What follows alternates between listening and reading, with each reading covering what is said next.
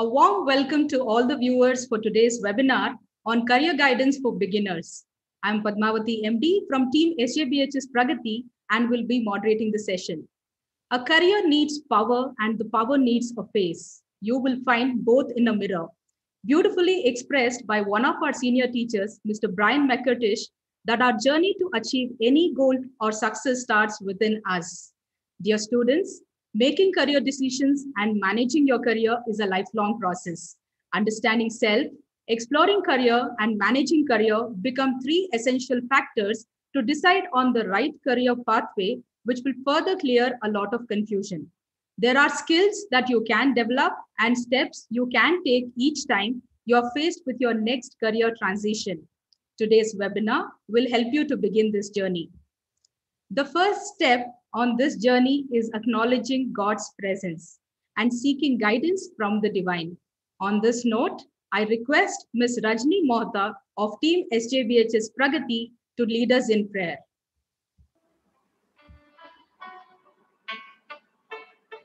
Gracious God, we praise and thank you for your overwhelming presence in our lives. We acknowledge your seemingly invisible presence. You are a silent listener. We seek your guidance to reach fruitful conclusions to choose from the various career options available to us. Lead and guide our students to choose careers for their good and your greater glory. O God, bless our speaker, Mr. Shravan Shetty, as he leads us on a journey of deep thinking, creates an awareness, and places before the students the best available career options. Help our students to make decisions that will give them a sense of accomplishment. You have created all with unique talents, abilities, and dreams. Enlighten our minds that we may discover the immense wealth of potential we possess. Lead, guide, protect, save, and use each one according to your will and for your glory. This we ask in your mighty name. Amen. Thank you, Ms. Rajni. We don't need to look anywhere for a role model, as we are highly privileged and proud to have one in-house. His passion for spirituality has made him evolve into an exemplary Jesuit. His commitment to work and dedication towards empowering others makes him an outstanding leader. Under his guidance, we are always motivated to learn something new every day. He influences others gently, yet powerfully with his positive communication and is the epitome of patience. We are indeed fortunate that a person such as this is our principal. I request our dear principal, Reverend Father Sunil Fernandez SJ, to welcome the gathering.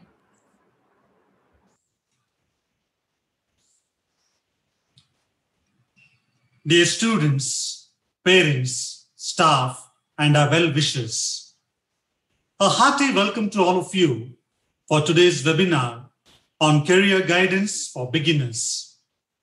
As the father of our nation, Mahatma Gandhi said, "The future depends on what you do today." Hence, the choice of the path you choose today for your education will determine the course of your entire life. Over the years, we have witnessed the parental dilemma and concerns regarding the future of their child, especially the stream and syllabus they need to choose. Hence, we at St. Joseph's Boys High School, with our dedicated team of special educators from Pragati, decided to host this webinar to help parents and the students to make informed choices. Career guidance will help eliminate your confusion, reduce parent-child conflict, increase your knowledge base, and give clarity for your future goals. Scientifically planning your career with the help of a certified career counselor is the need of the hour. Today, we are fortunate to have as our speaker Mr. Shravan Shetty, who is very well qualified in this field to assist our students and parents take these mindful decisions. I once again welcome you to this enriching webinar. I'm sure it will be a fulfilling session. Thank you. Thank you, Father. It's a great pleasure to have with us Mr. Shravan Shetty as our guest speaker. I request Ms. Priya Rao of Team SJBHS Pragati to introduce the speaker.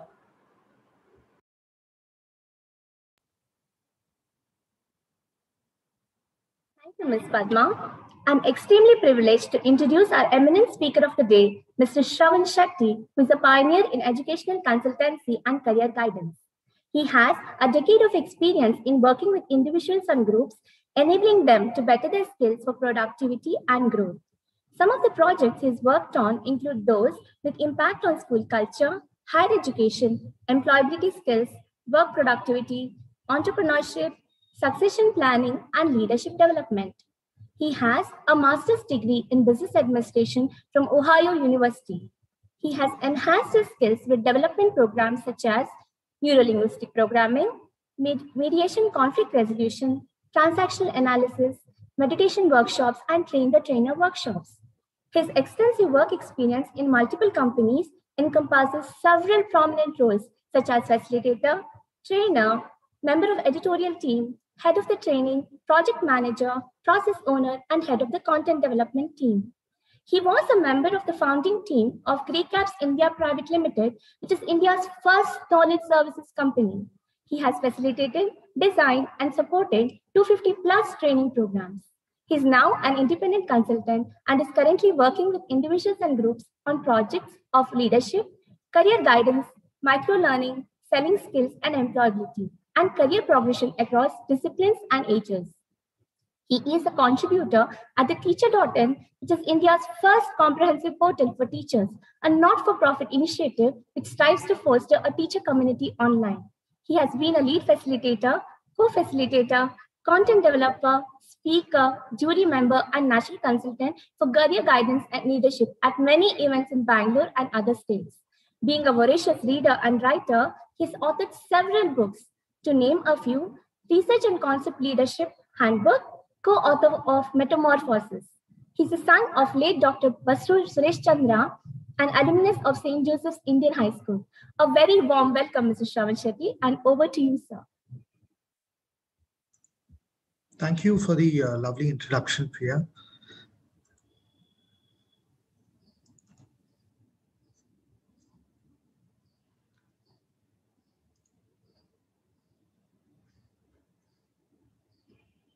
So welcome to this career guidance program for beginners. All of us are beginners when we look at it from a point of view of humility in our careers, irrespective of the age that we are on. Today, as we begin this journey, I would like to say that each one of us is an artist of our life, and the way we choose our career, the way we shape our career depends on us. And God willing, we can shape it very well as long as we pay attention to consciously go about our career. It's said that a journey of 1,000 miles begins with a single step. Congratulations to each one of you students who's watching this program today. You are here today and you've started on this journey of your career. And also congratulations to your parents and your family who's supporting you on this journey. Rumi the mystic poet said that what you seek is seeking you. We also say that when the student is ready, the master will appear. So in career guidance, we say that the process of choosing a career doesn't start in 10th standard or 12th standard at the inflection point where you are going to decide which career to take.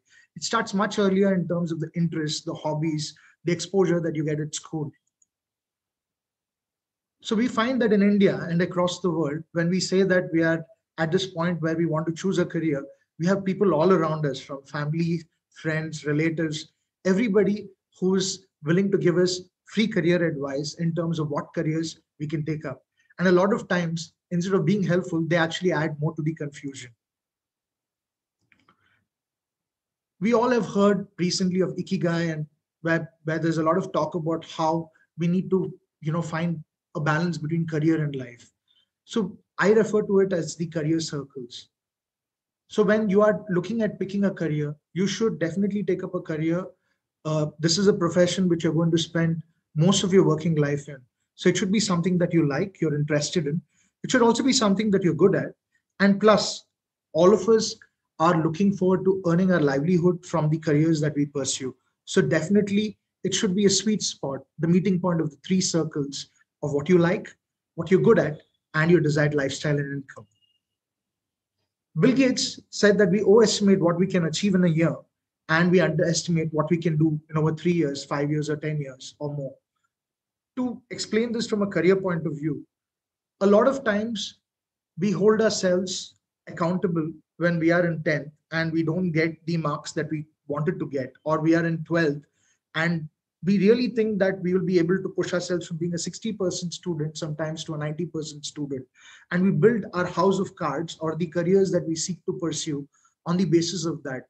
So when we fall short of the percentage, we believe that we're not cut out for the careers that we're interested in. We might get into a course which is related to the career we dreamt of, perhaps not the institution. And we think that we are never going to catch up. But what Bill Gates says, and it's true, is that when we look at a longer term career perspective and we don't look for instant gratification and accolades, and we're willing to toil away and build our skills in depth as well as in width, we definitely rise to the top of the career that we are looking at. So it depends on how much effort you put in on a daily basis, on a yearly basis, over 3 years, 5 years. We will inch ourselves definitely incrementally to reach the satisfying career and life that we seek to have. To give you an example, right? A lot of us have heard of business management degrees, which is BBA degrees and MBA degrees. And a lot of people say that there is not much you can do after you do your BBM, MBA. There is a certain belief that after you complete your BBM, there is only a kind of job that you can get in, a sector that you can work in. Or after you do your MBA, there are only certain roles that you can get into. Today, we find that over the years, people who have spent 3 years, 5 years, 7 years, they're able to switch sectors. They're able to move into the financial sector, logistics. They're going to be able to move into operations. And as the IT sector has grown, we also find that there are a lot of people with a business management background, with no background in technology, who are able to find roles and career opportunities in the IT sector. So this is just an example on how you can start on a career, get into a course, and it looks like there are no opportunities. But as you expand your horizons, you will find that there are enough opportunities.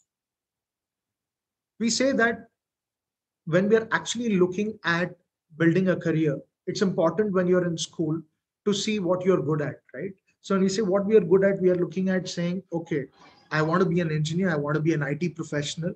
If I'm going to be an IT professional, for example, I need to look at a match in terms of the aptitude that I have and the kind of capabilities a particular career seeks of an individual who's getting into that particular career stream.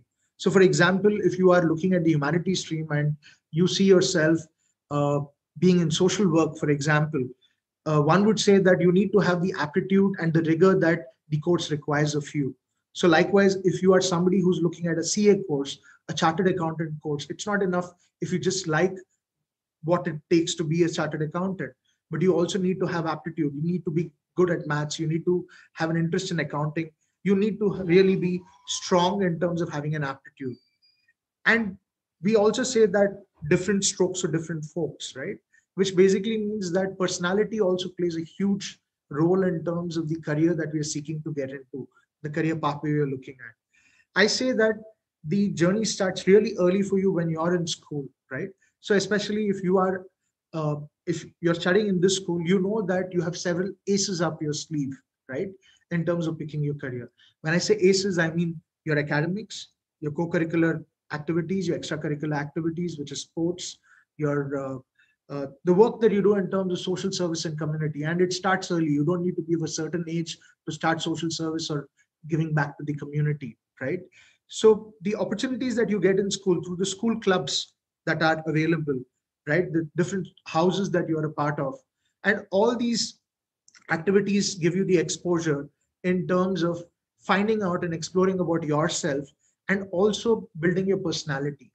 So the journey has already started for you, irrespective of whether you're in class 7, 8, 9, or 10, or right now in ISC, right? So when you look back and look at all these activities that you're part of, all the different types of activities that you've participated in, you will see that it gives you a lot of insights in terms of yourself and what you like, what you're good at.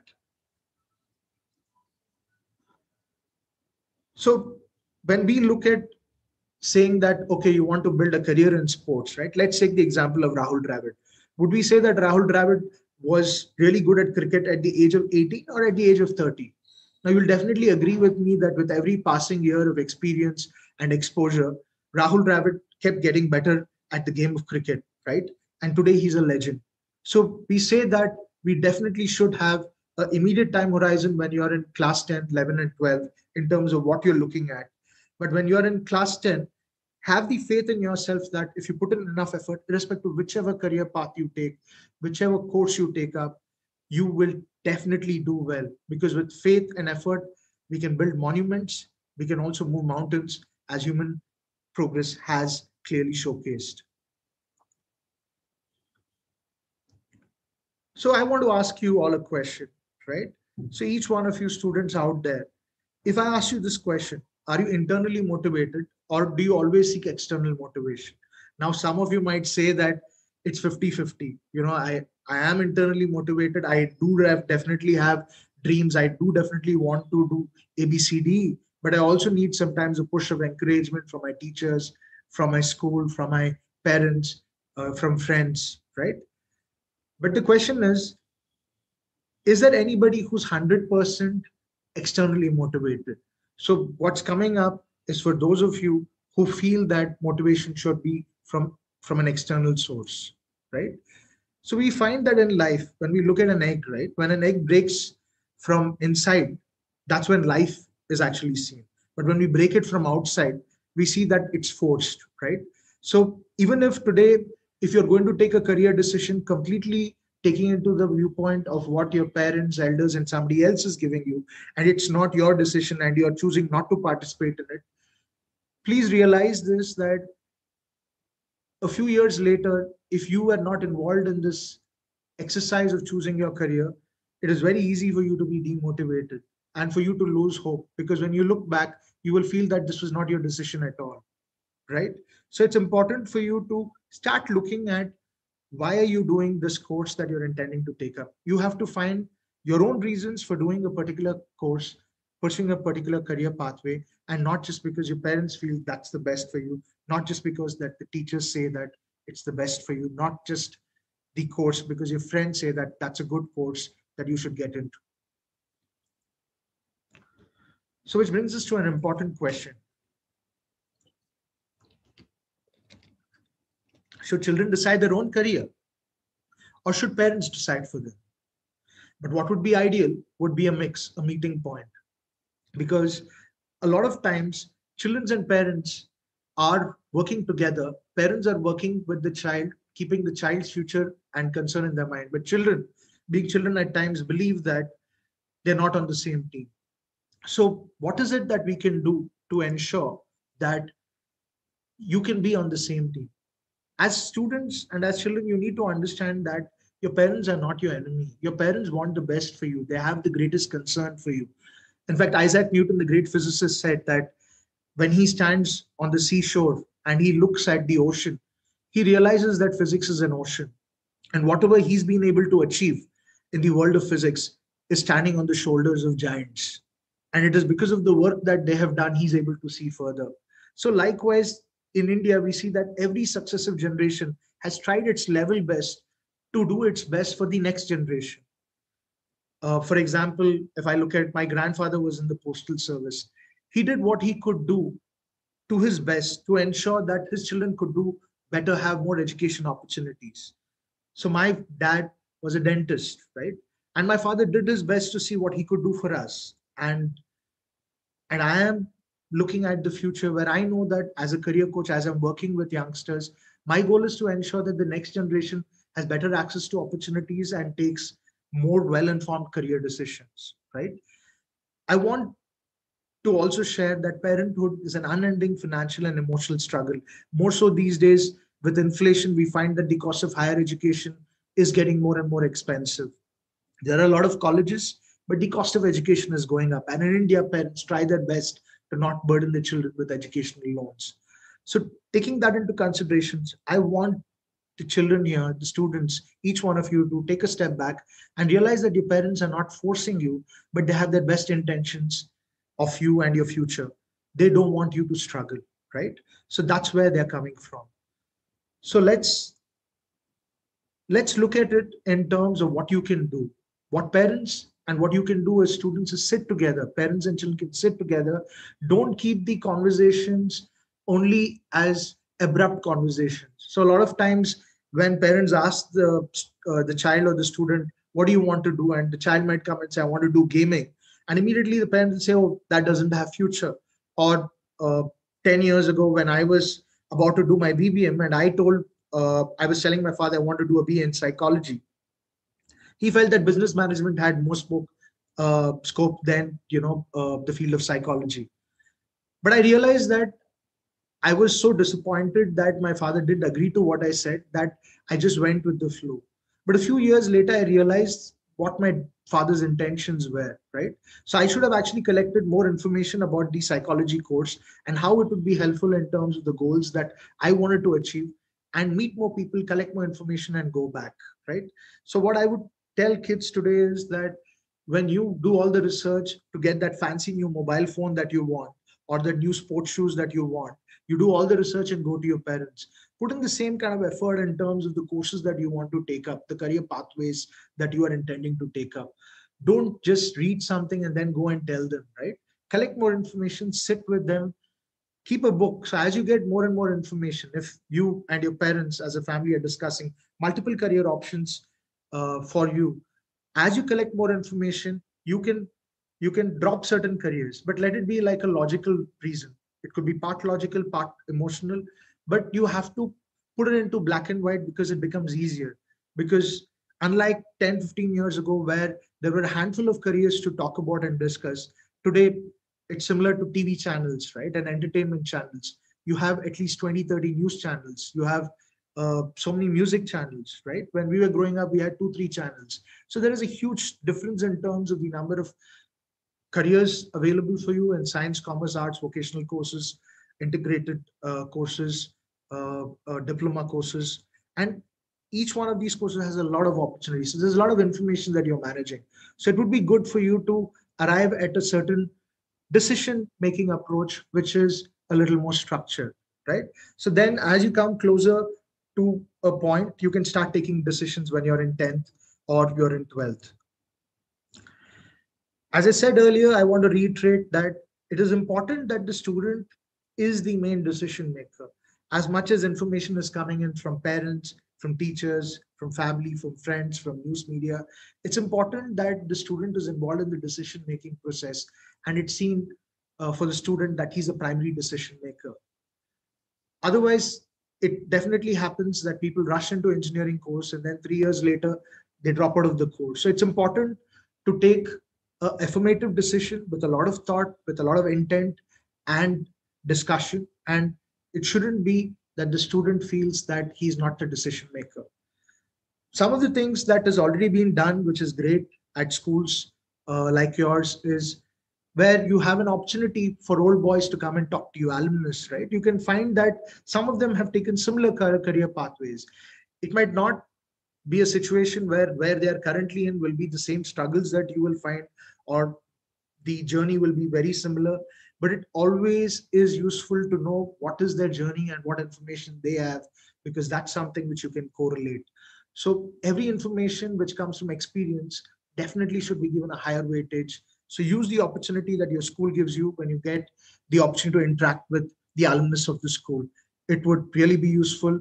You can check with your parents' network as well in terms of their friends and the schools or the colleges where they studied with, and access these different professions. Speak to people in the career that you're interested in getting to. That will give you a lot of insight. It's very important to set goals, right? Because we all have dreams, but the only dreams that truly come true are those dreams where you are having it as a goal with a deadline, right? So the moment you think of a goal, you're actually taking a dream and putting like a timetable to it to make it happen, to see that it's achieved. So one of the useful tools which everybody uses is specific, measurable, achievable, relevant, and time-bound goals. So Definitely, if you can look this up, you'll find a lot of information on SMART goals, how to set SMART goals. I just want to touch upon it. A disclaimer again, in this time that we have, it's not going to be possible to cover everything related to careers and to guide you onto the career pathways and streams, but I'm going to touch upon all the key essential points for you to take an informed decision on how you can take this journey forward for yourself. We say that the Stoic approach is to have a growth mindset. And if you look at currently the scenario, we are always trying to minimize our failures. But it's important to realize that we as a human race have progressed because we've attempted to do the impossible. And we've attempted to do a lot of things. And when we attempt to do things for the first time, we will definitely face failure. But that doesn't mean that you can't get good at it. It also doesn't mean that you're not progressing in your journey. So if some of you are in 8th, 9th, or 10th, and you are not really sure which career stream to take up, but you find that people say that it's going to be a real struggle, don't decide that a career pathway is a struggle before you start collecting information, before you start getting into that field. So for example, if you feel that you're attracted by media and you want to build a career in media, but you have stage fear, right? If you have a fixed mindset saying that you'll never get over your stage fear, then you'll move from 16 to the age of 40 and you won't get over your stage fear. But a growth mindset means that you're willing to take 5, 6 attempts or opportunities or more to slowly get over your stage fear. It might take 1 year, 2 years, 3 years, right? So your soft skills are also a key component. So this can be applied to a whole lot of things, whether it's academics, whether it is co-curricular activities, extracurricular activities. You might feel that you're not good enough based on a single incident. Don't let that happen to you. So you might not have done well in mathematics to a certain extent, but you might be really interested in mathematics. Persist at it. Interest is the most important thing, and persistence with it. And with a growth mindset, you will be able to grow yourself in any field that you seek to grow yourself into. Calvin Coolidge, the former US president, said, nothing can take the place of perseverance, not talent, for sure. Because talent will try and give up, but persistence will persevere. And that is what is important. Faith and toil. That's what gets you ahead in life. That's what helps you build your skill sets. Tell yourself from a growth mindset that whichever course that you take up, you're going to do your best to excel in it beyond your 12th, right? Tell yourself that you're going to give it your best shot. Take all the time before you decide which course you want to take up. But once you decide the course, give it your best. And definitely, you know this already, that excellence is not about being really 100% good at one thing. It's about being 1% better at 100 little things. So you keep working on it. You definitely are going to get better whichever course that you take up and get into, provided you're interested and you're willing to persevere at it. Do not get demotivated by looking at your current marks or grades. The truth is that some of our current marks or grades are average because we realize the importance of it only when we come to 10th or only when we are in 11th or 12th, right? So sometimes the fundamentals are not strong. So it's important for you to realize that even in the real world, some may fall in the higher bracket of grades. There are always going to be average students, but it's important that as an average student, you don't give up and say, I'm a 50% student, I will stay a 50% student. If you target a 5% increase every month in terms of your grades, you can make a significant improvement. But don't try to go from 50 to 75, 70 to 100.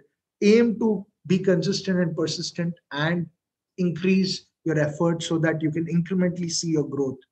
Work on yourself and see yourself as being a better version tomorrow than what you were today, and being today better than what you were yesterday, right? So this is really, really very key in terms of building your career. I always say as a career coach, have a plan A, have a plan B, have a plan C, whether it is the course, whether it is the institution that you're looking at, right? It's important whether you're in school or college to always try and get an opportunity to understand how practically these things work. So if you're looking at a CA course and you have vacation time now after your 12th, before you get into a BCom course, which you've decided on, approach chartered accountant and see if you can do some work for them. It doesn't matter how basic the work is. It's important for you to see how the career that you want to get into works in real life. So get more opportunities, get more exposure. The world is your playground. There is a lot of opportunity for you. You can learn through social service, community service, through internships. If your parents have a family business, even though it's not related to the career pathway that you want to get into, help them out, spend some time. As you meet more people, your personality grows, and you can see yourself holistically actually grow in leaps and bounds. So whether it's academics, co-curricular, extracurricular, social service, even if you're an average student and you keep putting in effort, a little bit of extra effort, however ordinary you are, you will be extraordinary. Believe me on this. Everybody who's extraordinary focused on being a little extra than what they were ordinary every day, and that's what helped them grow and become extraordinary. Having a positive frame of mind is very, very important. I really hold this short verse of poem very close to my heart. The heights of great men reached and kept were not achieved in sudden flight. They, while others slept, were toiling upwards in the night, from the ladders of St. Augustine. And this is exemplifying why you need to have the faith and work hard, put in that extra effort, and you truly can be extraordinary. Don't get demotivated by your grades, whether it's in 10th or in your 12th. Whichever stream you are, see failure as an event and failure as not you. That's very, very key. Don't get demotivated. There is a lot of opportunity. As long as you're going to put in effort, you will be able to overcome whatever failure that comes in your path. Now, most students have certain general perceptions. They believe that for science, you need high level of intelligence. It's an evergreen field. It's high prestige, plenty of career options in the future. Commerce is for people who don't want to take the risk of science. It's a safe option. It's for people who want to get into family business. Arts is not people who were good enough to study science or commerce. These perceptions are no longer true. Why? Because there are people who might be really great at science, right? If they have to take a CA course, the CA course is also sometimes said, the initial CA is also said as come again, right? Because it's really tough and the pass percentage is fixed. So you can get through a really tough engineering course in IIT in a certain defined time frame, but you cannot assuredly say that when you take up a CA professional qualification that you will clear it in XYZ time, because the pass percentage is really low and the quality strength. It's a really tough course, right? And again, a lot of people, there is a huge interest in humanities and liberal studies programs. If you're not good at studies, you will not be able to do well in liberal arts. Believe me, you have to be good at studies. You have to be interested in arts and humanities, you will do well. Just because you're not good at science, taking up liberal arts is not really a good choice, right? So again, being good is a relative definition. It's important that you have interest. You also see what your aptitude in that line is.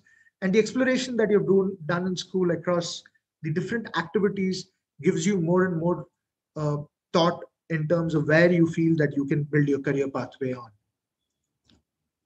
So a lot of opportunities today. Every year, as we are speaking, there are newer and newer courses which are coming up. As a career coach, it's incredibly difficult for me to remember everything on fingertips. I definitely need to use technology in terms of being able to respond to students who ask me about newer courses which are coming up all the while, right? So the new technologies coming up, which results in the formation of newer courses. There are new integrated programs which are coming up, which is not just integration in terms of what we know it in Bangalore, where BCom is offered as an integrated course with the CA course. We're also talking about integrated programs where you can do a 5-year program, which is a combination of your UG and postgraduate in terms of management from IIM Indore. It's an integrated 5-year program, right? You can complete your bachelor's and master's in management from IIM Indore in 5 years, straight away after 12th. So there are a lot of new probabilities in terms of career opportunities which are coming up. So this is something that people find difficult, science or commerce. How do I take this decision, right? So what I would like to say, I'm preempting this. I might be touching upon this a little later also. If you are equally good and you're in 10th, at science, commerce, and you're good at all the subjects, you're a 90% plus student, and you don't know whether you want to take the decision towards science or commerce, right? I would recommend that you take up science. The reason being that you're getting some more additional time to decide, right? It's okay to take 2 more years, because as you go through physics, chemistry, maths, and biology for 2 more years, you will be spending more time, and you will see whether you are, more deeply interested in science or not. If towards the end of 2 years you want to switch, you can move from science to commerce, right? But it's very difficult if you drop science subjects to come back and then say that you want to take up science. There are a few options open if you take up commerce to still explore science. That's provided you've not dropped maths, right? So, but in totality, if you're undecided and you are an all-rounder, you want to take some more time, it's definitely the best choice to decide in 10th to take up science. If you are undecided between science and commerce, take up commerce if you're undecided between commerce and arts, right? But if you're not interested in science, and if you're not doing well also in science, it's completely okay to take a decision to straight away taking up commerce and dropping your science subjects, right? You're playing to your strengths, you're clear, right? So clarity of thought also comes from what you know you don't want to do, and also from what you want to do, right? So the more information you have, you can take a better decision, most definitely. So now today, when we look at engineering also, right, there are the conventional streams of engineering. Definitely a couple of years ago, when things were different in the US, there was a drop in engineering seats and in terms of demand, because it was not so easy to go to the US or to go overseas. Now, definitely, engineering is also taken a hit because of the fact of the pandemic. But despite all of that, there is a core need for engineers, definitely. There are alternative programs which have come up, which are in competition with engineering. There are also newer programs which have come up in engineering, like mechatronics, medical electronics. You have courses which offer coverage on data science, artificial intelligence. You have courses also available which combine engineering with biology as well, like biotechnology. So you have a lot of new fusion fields and courses also which are coming up under the umbrella of engineering. So definitely more options to look at. So moving ahead. So this is something, more of a break in terms of all the serious talk that we are having. So let's say you land up an engineering course and you are in your second year and you are taking a particular test, right? And the test could be something related to physics or engineering.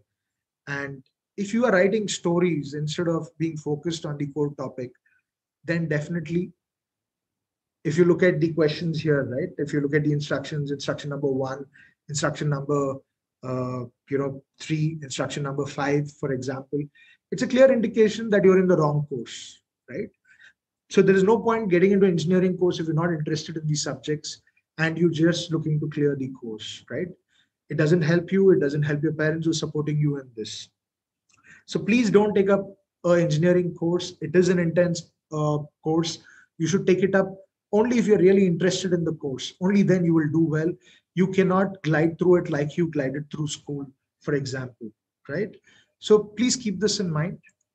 The chances are, if you are writing stories in a physics exam, you should be considering a mass communication course or a creative writing career. So if you think you would do any 1, 2, 3, 5 options and then take up an engineering course, you would, be finding it difficult. So it's important for you to keep things in perspective. I know this is just in terms of humor, but in reality, do not take up the engineering program if you are not interested and you don't feel you can be persistent in studying these subjects, because it is a 4-year intense program. So these are some of the dilemmas which are there. Point number 1, you're in 10th, confused about science, commerce. I've spoken about it. The other point, of course, is that if you're continuing in ISC, and what if in your college, they're not offering commerce or arts, for example, right? Or they're not offering certain subjects which you're interested, which you know is available elsewhere, right? So then should you join the college because it's home, right? You want to continue with the same institution. Or should you join a certain other college in a different city because you think it's prestigious to be studying there, though it's not the specific course combination that you're taking up. And this could be something which you're also coming up with after your 12th, where you decide to do a particular course only because of the fact that it's St. Stephen's College, Delhi, for example, and you're actually interested in, let's say, the economics honors program, but you're not able to get through, but you feel that you would be okay with just saying that you're a St. Stephen's College student. So should you then still take up the course at St. Stephen's College, which is not BA Economics Honors, which you are really interested in? I would recommend that you don't go after the college, go after the course, because at the end of the day, every great institution will teach you the subject in a phenomenal manner. But the rules of economics, the rules of physics do not change from institution to institution. So if I drop a ball in IIT and I drop a ball in an engineering college in Bangalore, it'll take the same time. The quality of education definitely will be different. But now that you know that you couldn't make it to the goal, that should be the motivation you find to work harder, to master these subjects, to make your fundamentals really strong, so that if you don't get into IIT in your bachelor's program, you should definitely make it in the master's to a top institute, which is either a National Institute of Technology or IIT, if that's your goal, right? So what if you couldn't get into St. Stephen's College, Delhi, for your undergraduate course, which is BA Economics Honors? Do it elsewhere, do it in Bangalore, really work hard, and you can do a program at an even better institute, maybe in the US or elsewhere, where you can pursue your master's in economics. But don't substitute an institution for the course and career that you're passionate about. Definitely, it's important for you to look at what people are thinking. But if you believe that you're more suited for a diploma program, please go for the diploma program, because it is a more practical oriented course. If you feel that you don't have the rigor to last the engineering program and you want to test it out in a diploma program, please go for it. And as you will be aware, a lot of the engineering course branches have diploma counterparts. So if you join immediately into a diploma program, you can, in your third year, ladder onto engineering college and join straight away the second year or third year of engineering, based on which university it is after completing your diploma program, based on whether it's a 2-year diploma or a 3-year diploma program. So it's important, as you face any career confusion, is to collect more information, speak to people, speak to your faculty, speak to the counselors in your school, collect more information so that you are getting more clarity, right? And when you get more clarity, the confusion begins to dim and you are able to take decisions, right? So please keep this in mind, right? So again, this is just to reiterate that any career pathway that you take, it's important for you to meet people, collect information, look at what are the capabilities, both in terms of soft skills and hard skills, for you to succeed, right? So the more you collect information about these courses, look at yourself, and you know yourself, your strengths, weaknesses, you will be able to take a well-informed career decision in terms of which career you want to pursue, what course you want to take up. So these are the branch out options where, for example, after your 12th commerce, you can still take up a couple of programs, which is like the BCA program, for example, where if you have not dropped maths in your earlier classes, you can still come back after 12th to pursue a bachelor's in computer application and then do a master's in computer application and get into a software job. Yes, that's still a possibility.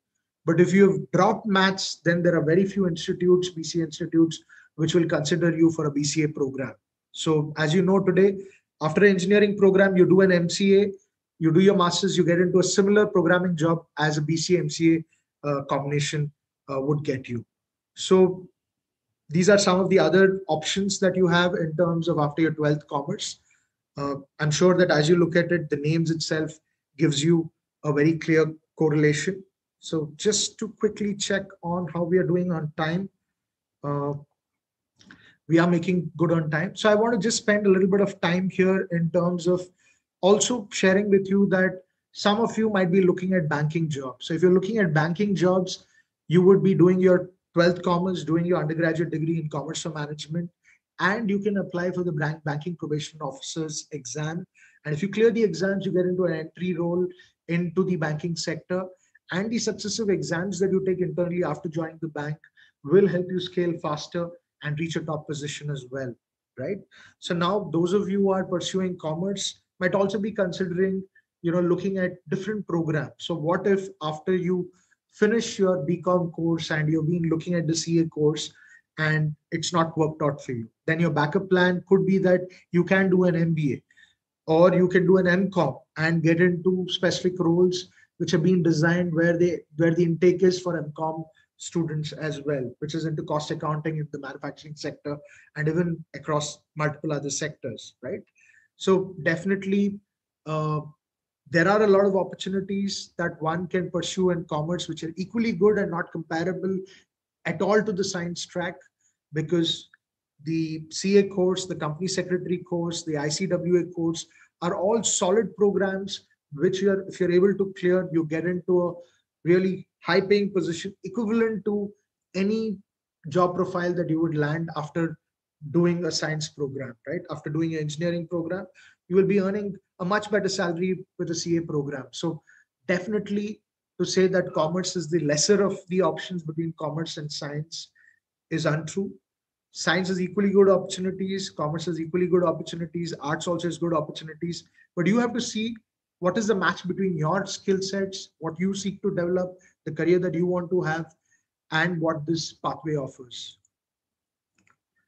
So as you're looking at the chartered accounting course, it's very interesting to see that over the past few years, international career pathways have also opened up in terms of a linked manner. So today, as you are pursuing your BCom program, as you're considering doing the chartered accountancy course, the company secretary course, the ICWA cost accounting program, you also have opportunities to take up the ACCA course, where there are recognized coaching centers, and ACCA UK has recognized testing centers, coaching as an organization. It's present in India, and the ACCA program, if you seek to work like a chartered accountant in UK or European countries, or even for companies which are European companies operating in India, if you complete the ACCA qualification, you will be on a similar profile, a similar type of job, but the focus will be, of course, about European accounting norms. Now, if you are somebody who's interested in going to the US at some point of time, you should consider the certified public accountant program, which is a great program for you to plan for and prepare, which would be the US equivalent of the CA program in the United States of America, right? So wherever American companies are, for their accounting teams or their tax teams, they prefer CPAs. So these are some other options which you can consider, apart from the usual programs that you could look at in terms of straight linear commerce programs. Here, what you can see is all the opportunities on this slide are directly linked to finance and deep finance, right? So you can also see that there is an interesting course called Actuarial Science. And Actuarial Science is a course which is specifically meant if you're good at maths, economics, statistics, and you're somebody who's fascinated about the insurance sector, but you don't want to sell insurance policies, you want to design insurance policies, then you should do Actuarial Science program, which is a four-year program, which is offered by several reputed organizations, reputed institutions across the country. And but you need to be really strong in statistics, maths, economics, apart from being interested in commerce, for sure. So as you can see, capital markets and portfolio management indicates that you're interested in the stock markets, and there are specialized programs from SEBI as well as NISM in terms of you to specialize in mutual funds and in the stock market in terms of how you can be a stockbroker as well, right? So these are some of the options and opportunities. We've discussed a couple of foreign certification programs as well here. So now let's look at a few new age careers in finance, right? So when we look at new age careers in finance and we talk about finance managers and analysts, I'm sure when you talk to people who are slightly older to you, older cousins, you'll find that they say that they're working for companies like PricewaterhouseCoopers, they're working for KPMG, they're working for companies like Deutsche Bank, for example, or JP Morgan. So these are all companies they're talking about, and they'll tell you they're working as finance managers, finance analysts. So what are they doing there, right? So what do these different organizations do in the world of finance, right? So other areas would be, I'm sure you have heard about Ola, Swiggy, and how there's VC funding, venture capital funding in these companies, as well as in Flipkart and other companies. So what course should you do to be an investment banker to do these deals, right? So ideally, along with an MBA finance or a BBM MBA background, you should consider doing a CFA course, which is the Chartered Financial Analyst course, which actually teaches you about mergers and acquisitions and investment banking, which is a strong qualification for you, which will help you be an investment banker and manage these high-end finance deals. So in the world of investment finance, if you want to get there, the CFA is the best program for you to take up to reach there. As I was talking about earlier, if you want to go into stockbroking, there are a lot of stockbroking companies. There's a lot of information about the stock markets. There are a whole host of recognized stock market certification programs which qualifies you to be a stockbroker. There are also unqualified programs. So please check and authenticate these programs that you get into and who's offering these certifications. Don't just go by what they're promising. Do check the background and see if it's a legit institute when you are going after some of these short-term courses. And as I was talking about the actuarials program, you have an undergraduate actuarial science program for which you can get into if you're really interested and strong on statistics, maths, economics, and of course interested in commerce. Now, financial planners. So we find that today a lot of people, as they find that bank fixed deposits, the interest is going down, they're looking at seeing how is it that they can plan for their retirement, because we hear news reports about how there is a significant percentage of the US population who have not saved enough for their retirement, and despite having crossed the retirement age, they're going back to work. So which means that all of us need to ensure that as we start working and growing older, we need to take the help of financial planners who can help us plan how we can invest and save our money in different financial instruments based on our risk appetite, whether it's mutual funds, whether it's commodities, whether we want to invest in fixed income securities, which is government bonds. It's important for us to take the help of experts. And for that, after doing a commerce undergraduate program, you can do a certified financial planner course, which is again offered from the Institute of Certified Financial Planning from the US. So that's again a new age career in finance. A lot of demand, a lot of investment planning companies hire CFPs, and there is a very good career track for all these pathways.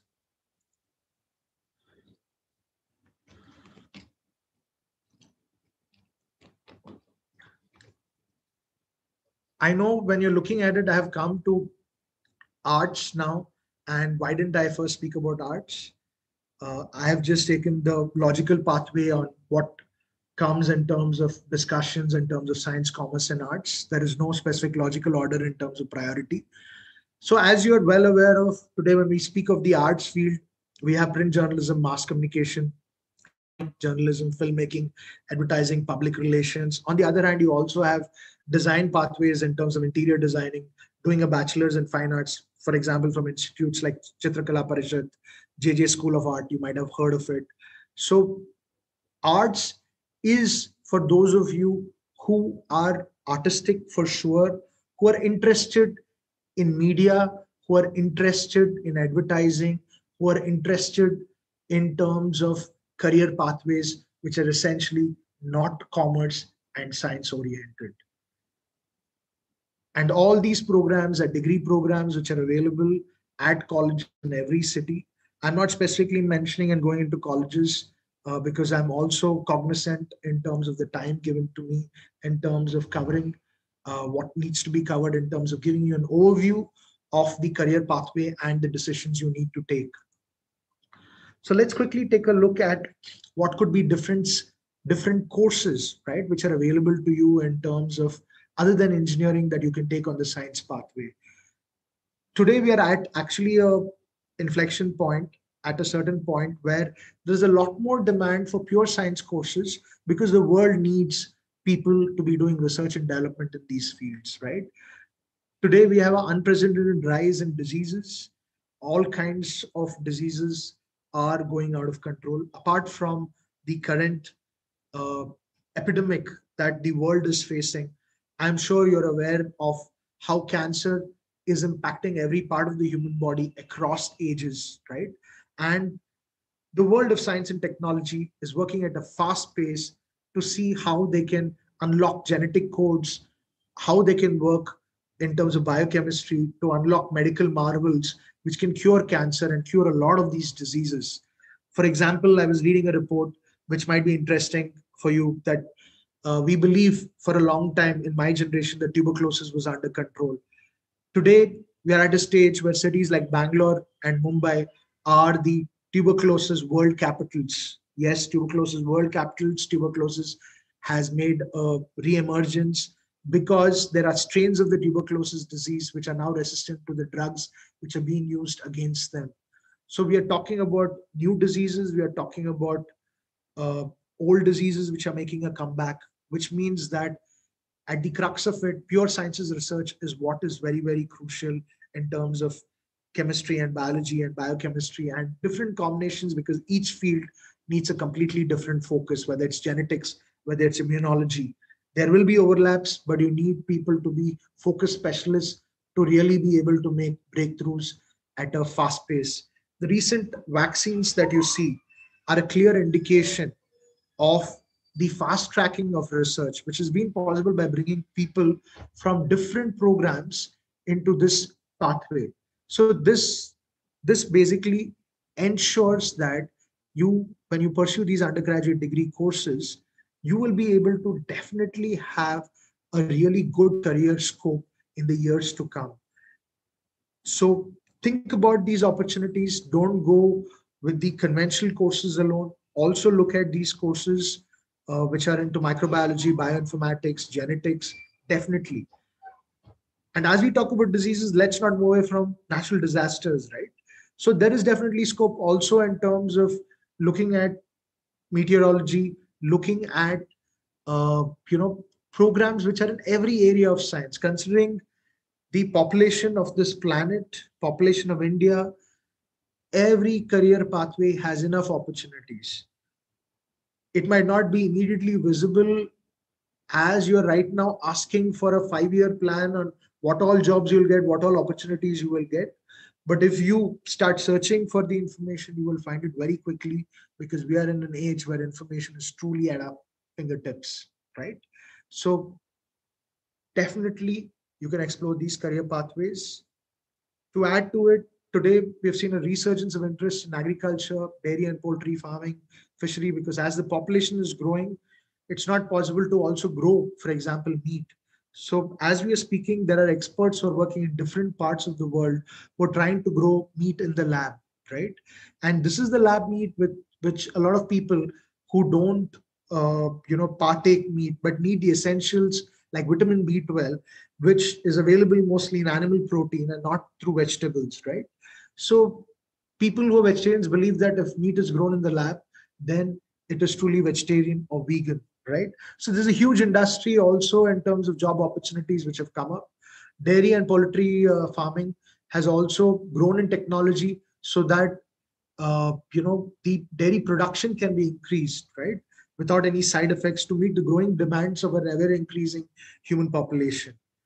Agriculture and horticulture also needs competent people, whether it is in the area of research in terms of agriculture or to work in agricultural companies, because definitely somebody with a BSc Agriculture MBA can do better at managing an agricultural produce company as compared to somebody who's coming in from a BBM MBA background with no understanding of agriculture. So you find that there are a lot of fields where you can get into research and development, be in the core, or after doing your bachelor's there, you can do a management degree and get into the management side or operation side of the same sector. So this is something for you to consider. If you are somebody who's interested in sports, I'll again come to it later. It would be a great combination for you to consider doing courses in nutrition and dietetics. Also consider courses in physiotherapy as well. I'll just mention it now and we'll probably come back to it at a later point of time. So these are the conventional careers in medicine. We are quite fixated on what we see in terms of the MBBS program. It's still a career pathway which everybody is interested in. But today we find that people are not only going to allopathy doctors in terms of MBBS, there's significant belief in the Ayurvedic system, in homeopathy, as well as the Unani system of medication. So in case you don't make it to MBBS program, in your counseling, the government itself allocates you to courses which are the dentistry course, the Unani, the homeopathy medical courses as well. a huge growing demand as human disasters and human accidents increase, as we find that there is a lot of newer occupations which are coming into significance. For example, physical, occupational, orthotic, and prosthetic, which is to make devices and make extensions for people who have lost their arms and legs. It's a very required industry because these are the byproduct of breakdowns in factories, accidents which take place, so that these people who are disabled can also have fulfilling lives in terms of managing their day-to-day activities. One of the greatest innovations in terms of prosthetics has happened in India, the Jaipur foot, which has 32 functions for people who have lost their foot. The Jaipur foot helps them engage in agriculture and a whole lot of functions. So if you are somebody who's interested in research and development and as well has a community and social service bent of mind, good at science, you should definitely consider going into research in these areas, apart from doing research where you can bring the cost of medical care down. There is a company called as Inomatics, based out of Bangalore, which has come out with a throat box device for throat cancer patients, which is 15% of the cost of what larger companies offer it. So they're doing a great service, having brought down the cost of these medical devices, making it affordable for the poor and the needy. So that's something which you can do, irrespective of whichever field you go into medicine, apart from being doctors and doing medical diagnosis. You can also get into areas which is research and development, where you can come with product or service innovations as well. So a lot of these careers to begin with can be the starting point. Then you can branch out and go into different master streams or short-term courses. I want to now bring your attention to something which every youth is interested, which is in nation building. A lot of the youth today see themselves working for the central government or state government, either in IAS, the Indian Administrative Service, the Indian Police Service, for example, right? So you can do any degree course. You can do medical, engineering, you can take up science, commerce, arts, any career pathway and apply for the UPSC or the KPSC, which is the Karnataka Public Service Commission in terms of government jobs, right? So you need to be between the age of 21 and 32 if you are applying for the UPSC or KPSC. So as you know, for the civil services, you have to take the entrance test. What would really be suitable for you if you're really clear about going for the civil services is that it is better you take a BA course, because the general studies paper will have aspects about the economics and the political scenario of India, and the general studies paper will be easier to clear. You need to be in touch with current affairs to be able to crack the group discussion, do well in the personal interview. A lot of people who are interested in getting civil services can do so, as I repeated earlier, irrespective of whichever career stream you take. You should have finished your graduation at the time of taking the exams. And this is one of the criteria. A lot of people start preparing for civil services exam immediately after the 12th, once they take an undergraduate course, which is usually in the arts, if they're very clearly focused that they want to get into civil services, and they parallelly go for IAS coaching on weekday evenings, thrice a week, or they go on the weekends for coaching. So over 3 years, they have put in all their effort and they're ready to start taking their attempts as soon as their college is over. They continue to work and take it because it's important for you to also be able to say in the interview when you apply for the civil services, what have you been doing and why do you think that you would be an asset to the Indian civil services? Interesting thing to note is that contrary to public perception, it's not just IAS, IPS, and IFS and a few services which is known. There are 21 service cadres, right from Indian Administrative Service to Indian Forestry Service, Indian Foreign Service. You also have areas in terms of railways and other service lines, which are something you can get into when you take the civil services exams. If you're somebody who's passionate about economics, there is a service cadre called the Indian Economic Service, which collects all the economic data and advises the governments in terms of its 5-year plans, the planning of economic policies. So if you're somebody who's passionate about economics and you take the civil services exams, Indian Economic Services is also a huge opportunity for you. because you would definitely be selected for this as compared to others who don't come from a background of economics. So this is something which I've already spoken about.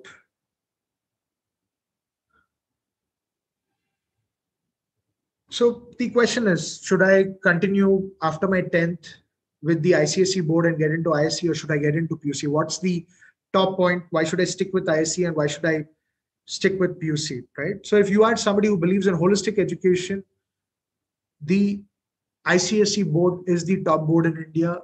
It is the best board in terms of you looking at holistic education. And if you're looking at going deeper, in-depth knowledge and understanding, whether it's science, commerce, or arts, you're really going in depth into your ISC. You also would have been exposed to a whole lot of more subjects and options as compared to the pre-university college system, or even the CBSE board for that matter, limited options in both these boards. It's important to note that if you're looking at competitive exams, right, if you're going for medical or engineering, right, if you shift from ICSE to PUC, you will find it a lot easier to score, because the concepts, like for example, differential calculus and integral calculus, which you are going to be covering in PUC, have already been covered to a certain extent in terms of concept and fundamentals for you by the time you're 9th in ICSE, if I'm not wrong, right? So definitely, if you're looking at traditional programs and the competitive, entrance exams, the traditional competitive career pathways go for PUC. But if you're looking at holistic education, if you're considering going overseas, ISC is the better option, as well as going for IB. So it's important for you to look at what your career goals are. Are you looking to study overseas? Are you looking to get into humanities? Are you looking at holistic education? Then definitely you should look at ISC. But if you are looking at competitive exams, please go for PUC. So here are some of the career queries.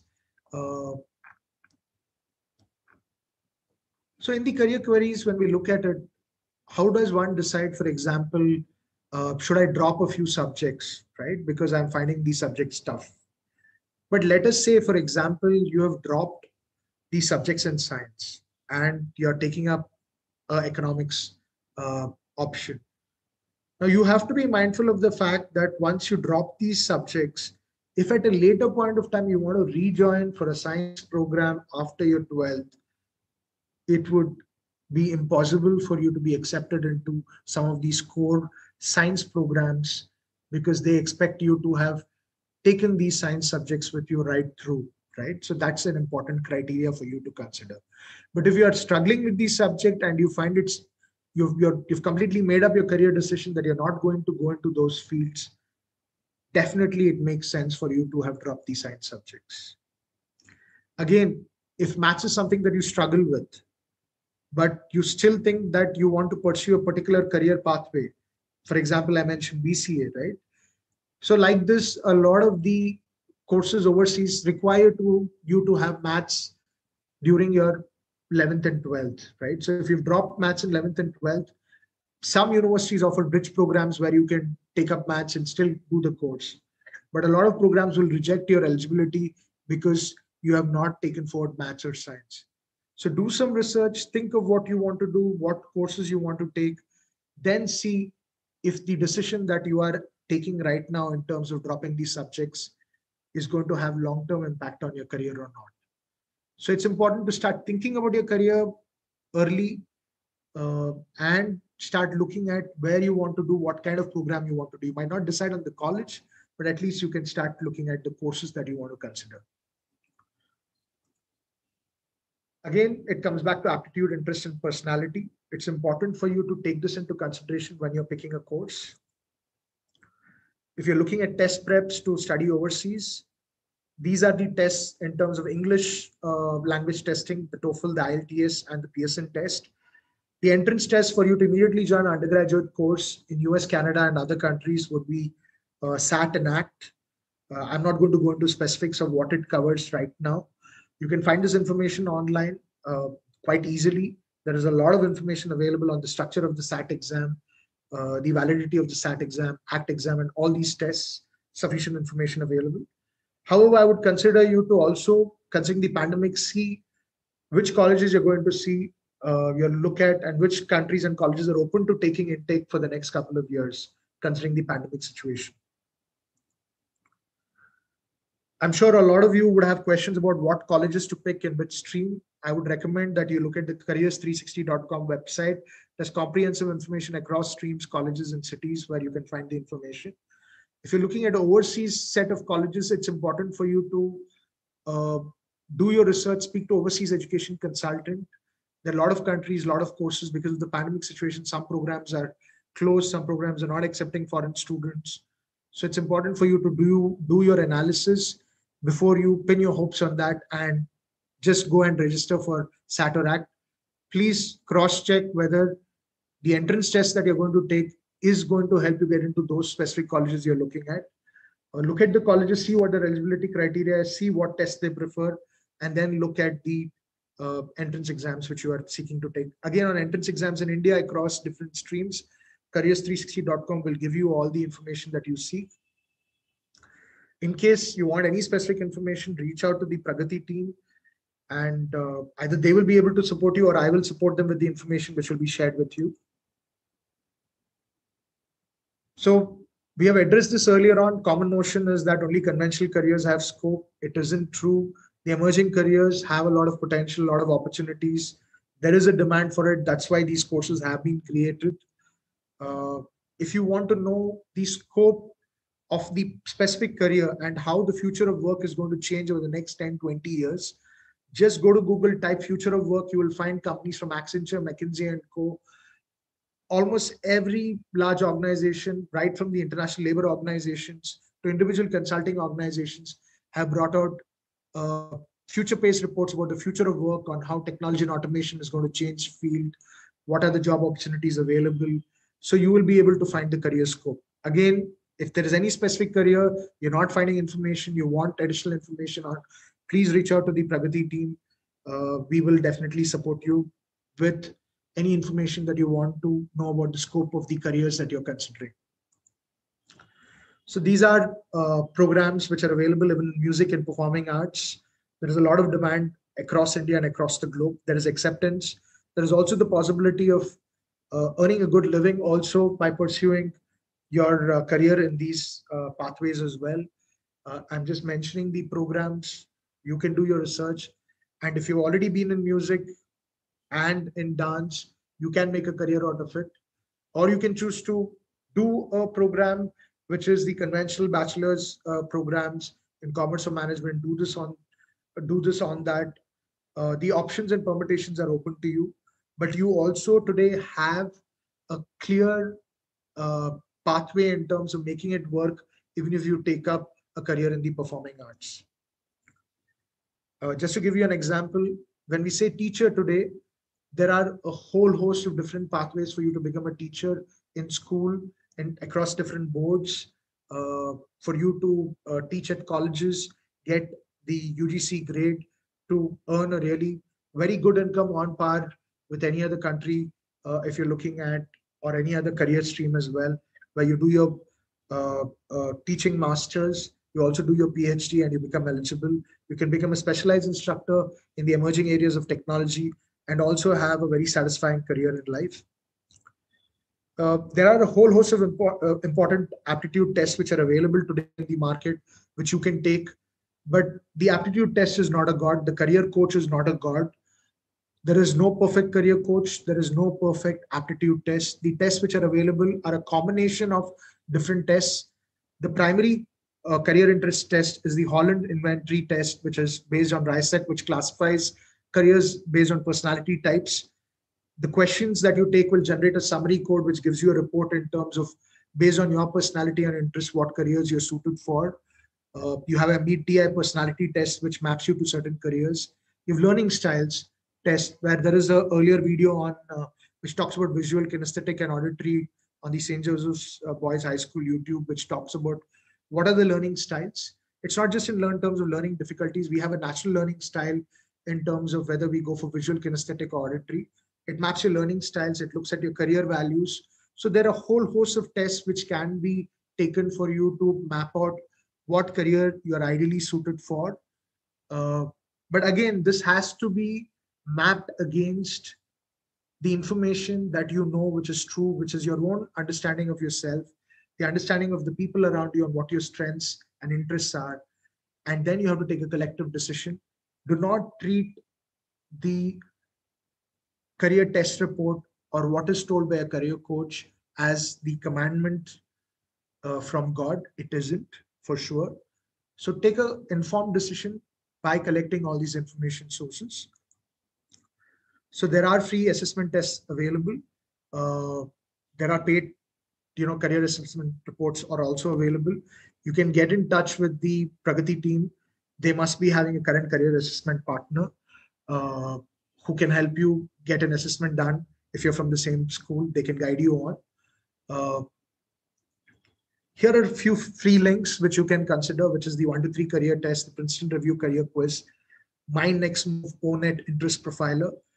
There will be a handout given in which I will be giving more details of different career opportunities, career pathways, as well as some of these detailed links in terms of the tests that you can take. Due to paucity of time, I will not be covering it as of now. Definitely, this is a book. If you're looking at a book, you should definitely consider this book, which is Do What You Are, Discover the Perfect Career for You Through the Secrets of Personality Type. It's by Paul Tiger. I don't know him personally. I found the book online and I purchased it and I've been going through it. It's been very useful and insightful. It's something, if you want to go through it as a parent for your children, please pick it up. As an educator, if you're watching it, please take it up as a counselor. It would be very useful for you to, counsel students for sure. So there was a question on scholarships and education loans that I always get. What are the scholarships which one can look at in terms of what's available in India? So definitely public sector banks, all public sector banks offer educational loans. I'm not going to specifically recommend. Here are a few vetted scholarship platforms which I am sharing with you, which give you details about scholarships that you can apply for immediately after 10th and 12th, or even for your 10th and 12th. Take a look at it. It will be useful for you. So these are a set of diploma course options which are available after 10th, right from arts to science and commerce. There are multiple diploma course options which are available. There are integrated course options, as I was mentioning, the IIM Indo program. You have science programs as well, which are available. You have the IIT Madras, which offers you MA in developmental studies. Tata Institute of Social Sciences offers an MA in social sciences, which is a 5-year integrated program. I know that right now I am a little behind time, so I will wrap up in a couple of minutes. So there are several vocational courses. I'm not going to go into that. I'll probably share it in the handout for sure for the St. Joseph's boys for sure. I've already touched upon this. So go for passion, don't go for the institute. It's important. So I'm going to just skip some of these questions. Should you drop a year? There are other entrance exams you can take up, go for other colleges. Don't just look at IIT, plan A, plan B, plan C. I've already spoken about it. Again, don't go, if you don't get it in the same college, go for another college, go for the branch. Do media, yes. If you're an ICSE, IC student, these are multiple options. The St. Joseph's College Visual Communication Program is one of the best in the country. Please look it up and apply for it. It's one of the best programs in the country. What if you don't get MBBS? There are multiple pathways. If you want to heal people, you can do other programs as well, because you want to serve people. If that's your goal, it shouldn't matter whether you do MBBS or allopathy. You can also get into research organizations and do well. What if you want to do something really different? There's a behavior occupational therapy course which helps people with mental illness. It's a 4-year program. Manipal, SRM, and a lot of other programs offer it. IIT Mumbai offers design programs. There are UG and PG courses in converging technologies in artificial intelligence, biotechnology, cancer vaccines, nanomedicines. You can Google it up, you'll find the information. Otherwise, reach out to the Pragati team. And I'm sure we'll be able to support you with any additional information you want to know about institutes offering these programs. I know sports is something that St. Joseph's Boys School is really well known for. This is just for you to consider various courses which are available. I'm not going to go into it right now.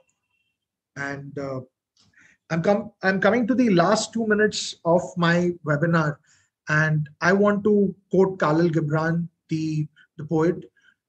He says at a certain point that parents, you are the bow from which the child is sent forth as living arrows into the future.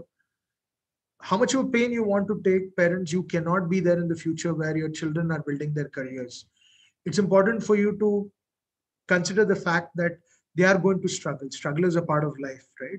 So whether it is a pupa growing into a butterfly, whether it is a tiger cub becoming a tiger, it needs to go through the struggle. So you can worry for them, but you still let them need to face the struggle and take the decision to make, build, own their career. So I want to quote the If poem by Rudyard Kipling, where in a verse he says that remember to treat both triumph and disaster as imposters, because if you let victory go to your head, then you will not be able to be humble and be able to do good work. On the other hand, if you let every failure affect you and you're going to put your head down, then it's very difficult, because as human beings, we are meant to be imperfect. We are meant to toil and, to quote H.W. Longfellow, let us then be up and doing with a heart for any fate, still achieving, still pursuing. Let us learn to put in the hard work and wait for a labor to give its rewards, right? So what lies behind you and before you are tiny matters compared to what lies within you. So please believe that God will support you as you explore your talent and you go after your potential, and you will get to know more about yourself and you'll find that career which you want. So you're doing well. I know you're doing well. And on that note, I would like to bring your school logo back, and it has the best message for you: faith and toil hard, and success will be yours. So keep that in mind.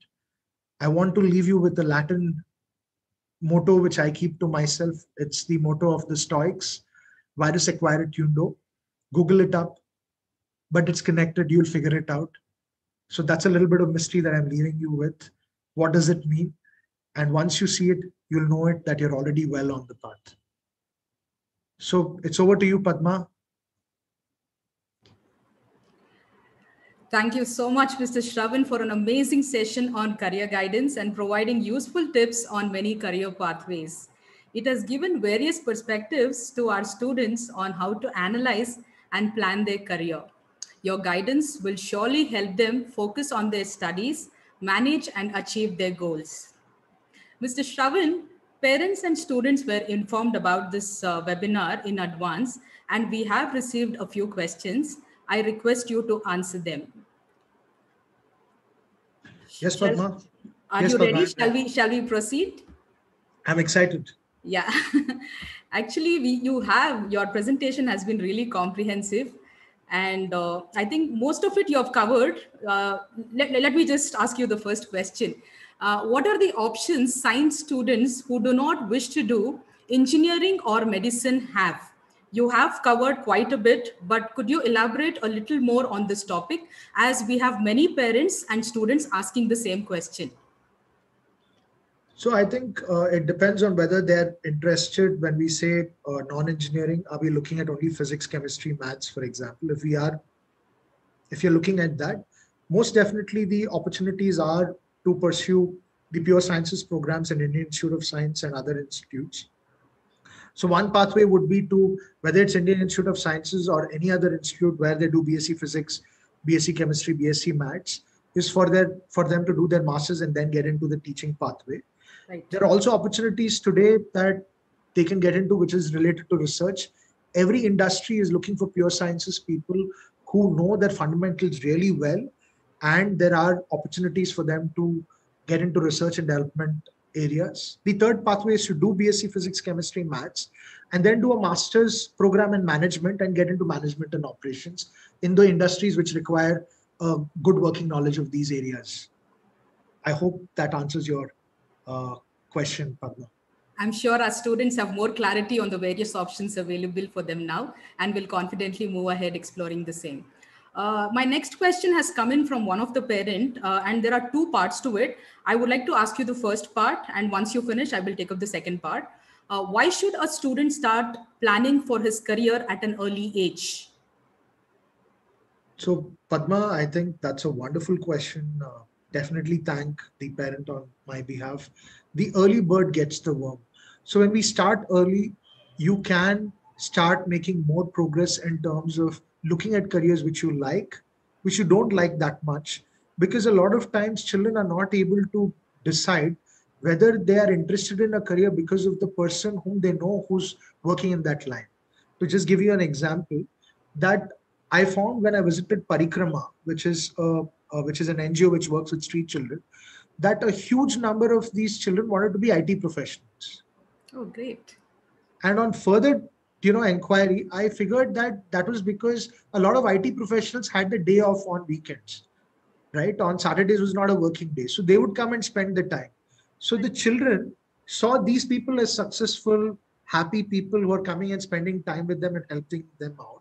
So their immediate aspiration is, I want to be an IT professional, not really connected to what they're really good at, what their interest aptitude is. So when they start early and they start, looking at meeting different people, see what happens in a chef's life, right? In a very informal manner, start getting exposed to friends around and, the friends of the parents, I mean, of course. And they start to develop an understanding of what different jobs are. Not very consciously. I'm saying that parents need to ensure it's not like an overload, Right. most assuredly. So I would say that earlier, around grade 6 or 7, slowly start taking them to places, show them a factory, show them the backdoor operations of a hotel, what happens. So they'll observe. They will have questions out of curiosity, which we should answer at the basic level, and not force them to take a decision. Definitely give them different experiences. That's what I would say. No, that's really interesting to know, and I really appreciate those organizations who do something extra. They take that extra mile to do something for these kind of children. But what would be the right age or grade for a student to start planning his career, Shravan? I would say grade 7. Grade 7. Grade 7, grade 8, in terms of introducing them that there are things like careers, this is what people do, and what do they do on a daily basis. So that would be one thing. And we could also, anchor certain small projects around that. So the University of Berkeley, what it's done is it's created something called informational interviews, basically a set of, questions, which are basic questions saying, what time do you start work? What time do you finish work? What do you do in a day's time? What do you like about your work? What do you not like about your work? Right? So they get people. So for example, in your own school at St. Joseph's, when you're having a parent teachers meet, you could have, an auditorium or hall, a certain set of parents with, tags in terms of them saying, I'm a doctor, I'm a veterinarian, I'm an engineer, I'm a businessman, and then give them the questions beforehand. So the students can see whether the grade 7 or 8, what career it is, and they can go and huddle around them 5 or 10 and ask them the questions. So informally, they will start getting to know, okay, this is what a businessman does, this is what a doctor does, this is what a teacher does, right? So they will start piecing together this information. And then, of course, the same students can have old boys meet them in grade 9 or grade 10 and actually talk about their careers. So you can form linkages, so it would be useful, right? So you can do integrated career guidance that way as well. I'm sure Father Sunil is listening to this, and he's a very creative person, and I'm sure that this will get implemented very soon. And I also request all the parents who would like to volunteer for such activities to come and speak to our principal, and I would really appreciate that. Shravan, now since we are talking about the right grade for a child to start planning career and all, you were also speaking about career profiling and assessments, right, during your presentation. Would it be appropriate for a student to go through career profiling in grade 7 when he starts planning for his career, or what would your suggestion be? I would recommend that it's not done so early, because their ideas about the world, about life, about everything is still forming. It could be an overload. It would be better for the child after some of these experiences, like I was suggesting, that they go through, so that they have some experiences that they're thinking about, to do it at the end of grade 9 or sometime during grade 10. Okay. But not before the last semester of grade 9. Definitely not before that. It would be, they might treat it as the word of They might treat it as the word of God and it could be conclusive. So somebody might be struggling a little bit with mathematics due to learning difficulties, but might be really passionate about it. But seeing a report at an early age might get judgmental about it, saying, I'll never be good at maths. Right. But we found that, I'm sure as a counselor, you can think of many incidents where they move to a grade and there's a certain change. Once the learning difficulty is being recognized, some adjustment is being done. They're actually well suited for that particular subject as a career pathway. Correct. Right. Very true. Shravan, I would like to go back to those two questions which the parent had asked, and you had answered the first part of it. The second part is, how can one adapt to new career options and go hand in hand with time? Okay, so that's a very pertinent question. So today, technology has offered us a solution in multiple ways, and the current adversity that the human race is facing has also ensured the scale in terms of technology of online programs and in blended workshops. So blended workshops, I mean that earlier, if you wanted to upskill yourself and you're in a particular career line. So let's say, for example, I'm doing a BCA program and I know a few technologies. I've gone for full-time courses, right? And there are some part-time courses that I can take up. So there might be a new program in data science. Right. For me to take up the data science program, I would have had to take leave and go. But now due to technology, I can sit at home and take a self-paced program. So definitely technology is a solution. There are platforms like Coursera. You can also do product management courses. If you are somebody who started your career as a technology person, you want to move into management, but you don't want to do people management. You want to do technology management.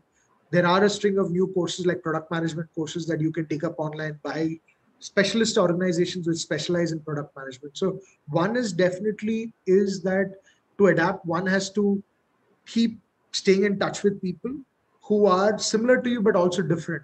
So for example, if you work in the technology line, you should also have friends who are not in the same technology, in a different technology. So it's important to not build homogeneity. I'm saying if you have friends all who are from the same school, same college, and the same company, then you won't know what's happening. So it's good to have a wide and mixed network so you get to know more about what's happening. So it's good to be part of professional associations in the field that you are in. Also look online and attend some webinars like this, which helps you stay in touch in terms of what's changing and how they can adapt to and get to know more about new programs that are coming up. And definitely parents can volunteer for the school and come and talk about their careers. So then they can meet other parents and find out what they're doing, right? Right. And definitely there are linkages in terms of old boys, meeting each other who are from different batches who can also offer inputs. So networking can be online, offline. There's information that you can find. One more point, Padma, is I know I've taken a little longer to... No problem, Shravan. You have time. Please go ahead and share the wealth of information from your treasure, I would say. Pleasure. Thank you, Padma. So one is there are a lot of organizations, as I mentioned, who keep coming up with future of work reports, right? So if parents look up 21st century skills, they can find what is happening in terms of 21st century skills, whether it is Tata Consulting Services as a company, whether it is UNICEF as an organization, they're independent organizations who keep talking about how this is going to impact careers, right? Or their own company in terms of how jobs are going to change. So to give you an example, TCS and HCL, a lot of these IT companies used to offer jobs only to engineering college students, right? They started changing the policy around 10 years ago where they started taking BSc computer science students because they found that they complete the course in 3 years and they can be trained on technology faster. A 4-year engineering student has to come, complete his exams, complete his semesters, then the training has to start, right? So it suddenly meant that a BSc computer science student started learning the technology 1 year earlier than an engineering graduate, right? Who's the same age, but he's got a 1 year advantage. Right. The second thing is that companies like HCL started offering new opportunities where they started taking students from certain educational boards in Tamil Nadu and Delhi, where they took students after 12th, started them working on new technology because they found that the younger mind can, on a clean slate, learn technology faster, and then gave them a degree from Shiv Nadar University in terms of a BSc. So you continue to work, you have modules, but those are graded as assignments. So along with work, you get a degree. It's kind of similar to what happens in the defense forces, where after you get through the ND and you're training to be in the army, if you're really good at maths or whichever field you are studying in, you also get a BSc mathematics. So that is why a lot of war veterans, after they finish, if they leave the service due to injury or otherwise, that is like a proper degree and they can do their masters. Right. So I know a Captain Ganesh who was an Air Force pilot who has a BSc mathematics gold medalist. His arm got injured and he left the army, and he went on to do his masters and PhD in the US as well. In so it's there are new opportunities as we talk to people, we get to know. Thank you so much, Shravan, for being so comprehensive and in detail. I'm sure our students and parents will surely follow whatever you are trying to say. My next question is, what are the other emerging fields that a student may find useful to explore? Okay, so let me take a few course options, which are some which I've mentioned. One, definitely actuarial sciences, which I spoke about, which is a 4-year program.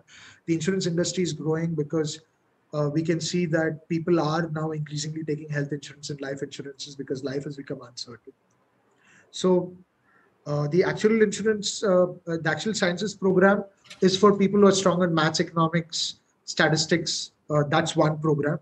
There are newer courses, for example, like the integrated program, which is MA in Developmental Studies, which is offered by IIT Madras, which is a wonderful program, which is like a 5-year program, which helps you to either get NGOs, go into HR practice.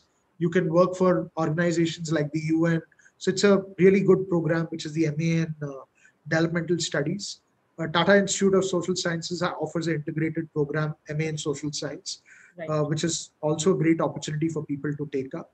The newer programs, as we are speaking, there are a lot of colleges in Bangalore which are offering programs which is industry integrated.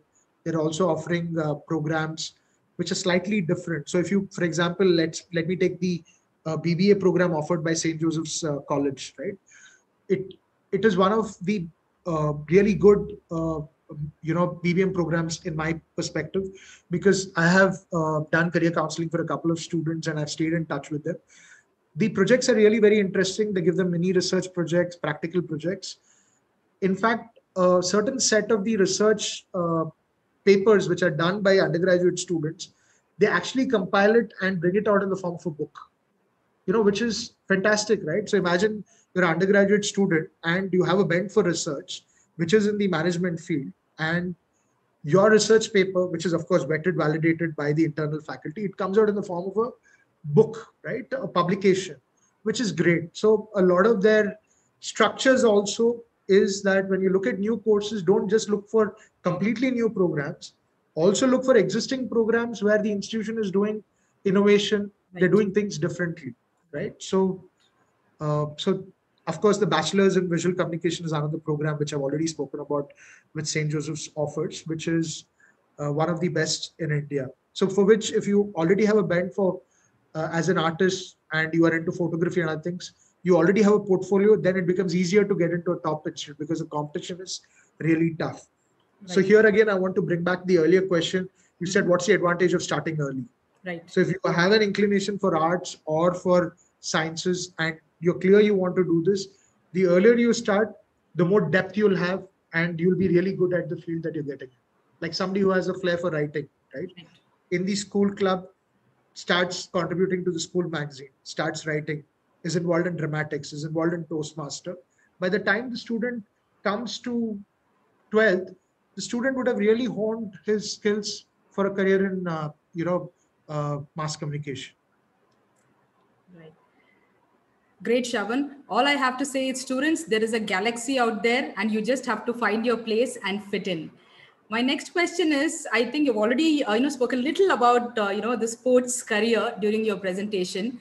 Our school has always given equal importance to academics and sports, and many students would want to know as to what the career options in sports are in India.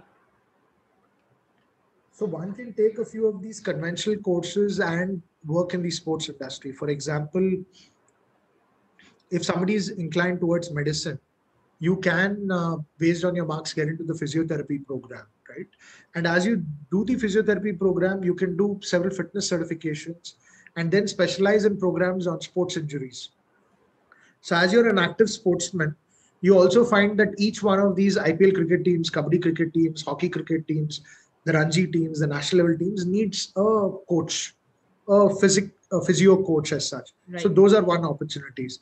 The second would be that you're actively pursuing sports and in your undergraduate course and doing a BBM or a course like that. After you complete your BBM, you can go to UK, and if you're really somebody who's passionate about football, you can do a specialized program from the University of Manchester, where you can do a master's in football administration, right? So you can definitely do that. I think even Liverpool also offers a MBA in football administration. You also have a whole host of programs offering generalized sports marketing and sports management programs. So these are some of the options that students can take, whether they are in a science background or in a commerce background, to circle back into the sports industry and be a part of it. The other third opportunity would be that as they are active in sports, if the person is an all-rounder, like I know that there are different captains of schoolhouses in the school, right? So if a person is also the captain of the house and also has leadership qualities, is articulate, right? So the person can also make a foray into sports channels, right? Can decide to do a mass comm program. Right. The skills is knows the sports, can become an anchor, can become a programmer, not a programmer like an IT programmer, like a creating a program on Indian footballers for Start Sports, because he knows so much of about football. He could be an active quizzer. So the quizzing experience, along with the knowledge of sports, along with mass-comm, can help him create programs for TV channels, which could be, past history programs, which could be live programs, as we can see it happening in terms of IPL and others, both in front of the camera and behind the camera. So these are some which I feel kind of show you a large array of opportunities for those interested in sports. Along with students, I personally am learning so much from you, Shravan, today about the plenty of opportunities in sports. And I never knew that there's so much depth, in this field. And I'm sure all the sports enthusiasts, I'm sure you're listening, please make the best use of it. And I'm sure that all, your responses have benefited our parents and students. Shravan, yeah, this is something, this is a very interesting question, actually. Your profile on LinkedIn platform looks very impressive and extensive. How do students benefit by creating profiles on LinkedIn, and how does it help them in choosing the right career path? Thank you. Thank you for the question, Padma. I actually got onto LinkedIn when I was doing my MBA. And I remember my classmates saying that it's a waste of time. Why are you getting on LinkedIn? I had no clue why I was getting on LinkedIn, but I was really curious about LinkedIn because I had tried to connect to people who are in the training industry back in 2007. And I didn't know how to connect, right? Like, it's not, so you either have to look up famous people and write to them, but how do you find out what courses to do, how to do, apart from the information you find on Google? So the interesting thing about LinkedIn is you can create a profile on LinkedIn even if you're 16 or 18 years of age. I don't know if there is a limit. I'll have to find that out, of course. But I know that in 2018, I remember reading an article saying that somebody who's 16 years old could create a profile on LinkedIn. The advantage is you can mention the sports activities, all the activities that you're part of. It's like a digital resume for that matter. You can add your classmates onto it, add your teachers, and definitely because St. Joseph's has such a huge history, right? So you have so many old boys who are on LinkedIn whom you can add them. So the interesting thing is that even before you reach out to them and talk to them, if you've added them, you can see their profile and see what did they do after leaving school, right? So if you are a sports person, he's a sports person, you can see what courses he's done, where all he's done. So it gives you a lot of insight in terms of what you can do. So I want to connect the earlier question. So another thing that parents can do is if they're on LinkedIn, they definitely can see how LinkedIn can be used to help their children out in terms of letting them know about new career pathways, right? So it's fascinating. So LinkedIn helps you to network and connect to people across the world. So LinkedIn is based on 6 degrees of separation. It means that between me and Barack Obama, there are 5 people who are connected. I just don't know who they are, right? So if I reach out and connect to the right person, that person could put me in touch one day and I could meet Barack Obama. Not that I'm really interested in meeting him. It's just... Right.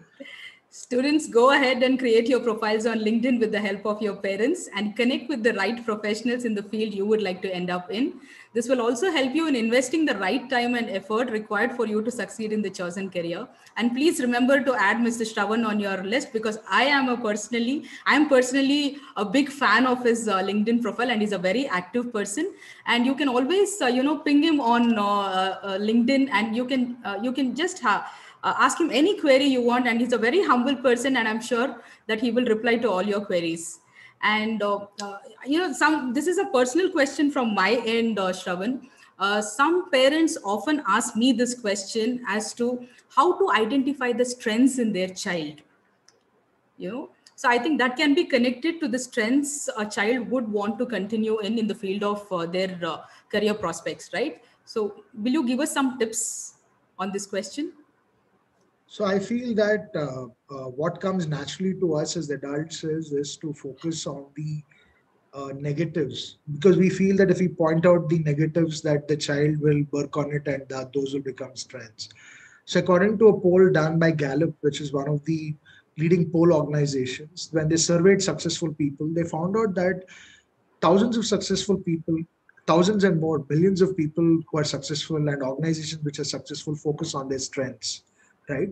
So I think it's important for parents to maintain a diary and to make a note of what the child is getting better at, what the child is growing well at, and keep it as a diary, as an observation, and make it a habit to also, along with negative feedback, also to have an unconditional positive regard, and also compliment the child on strengths, and also be mindful in the early years when the child is trying out something to not let the judgment get the better of you, because we don't know when the child might get into cycling and then decide to have the confidence to get into music. So it could go anywhere, right, in terms of the direction. So it's important to also make silent notes, record certain things, so that sometime in the future, when the child is facing a certain situation of confidence, is to show some of this stuff. So even when you come to parent-teacher meets, I think it's important for parents to go back, making a note of what the child is good at. Right. And I'm sure counselors, you will agree with me, there are some parents who will themselves start complaining about the child, but you will find that the child is fine in school, right? Because I've seen a lot of principals. I studied at St. Milagros in Bangalore. And I remember this incident where father who was a principal. He was a phenomenal human being. I remember when my mother met him, my mother was criticizing me and he was defending me. So it's the school, also plays a pivotal role, because the parents don't see the school don't see the child in the school. So a lot of that positive information can go into strength identification. So I think I would like to revise saying it's not only the parent and the child, which is a team, it's the teachers, administrators, parents, and the student who are together. So if you have to tap the potential, I think the teachers, administrators, and parents have to work together. Thank you. Thank you so much for answering that question for us. Lastly, Shravan, what would be your special message to all the students?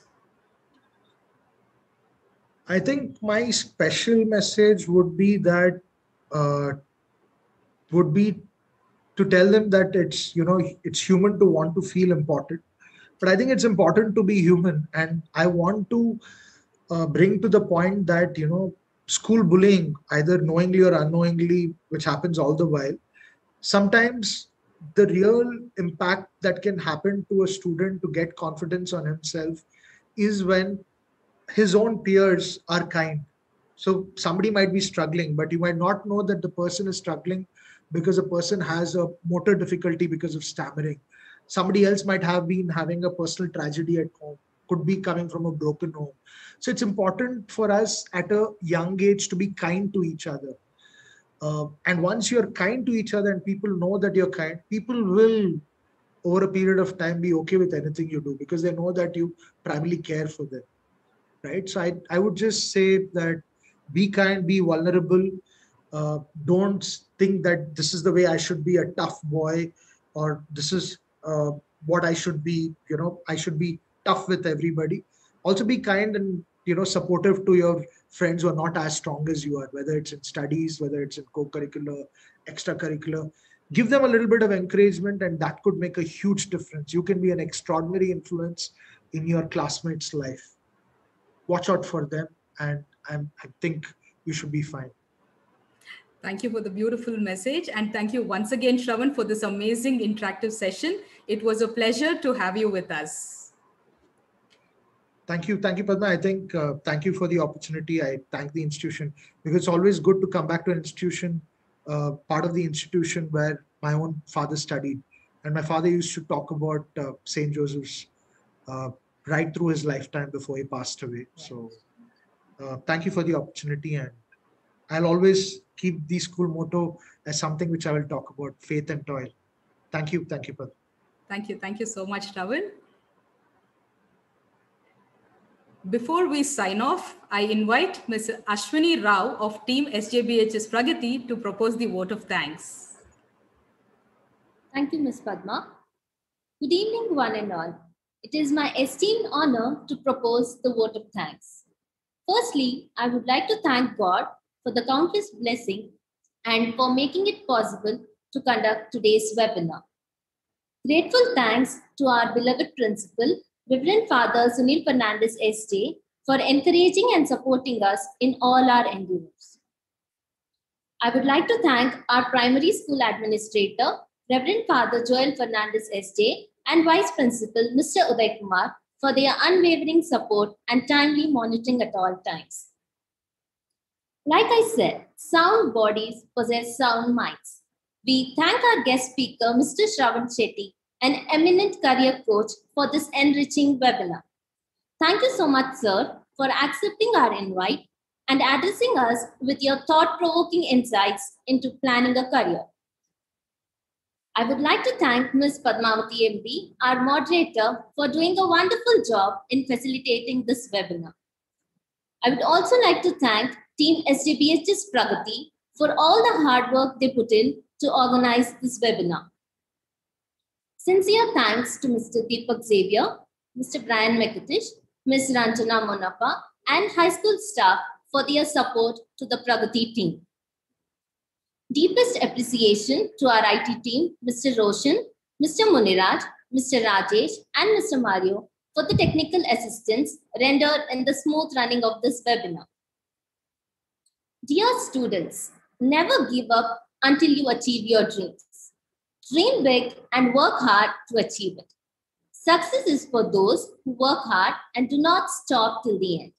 Stay safe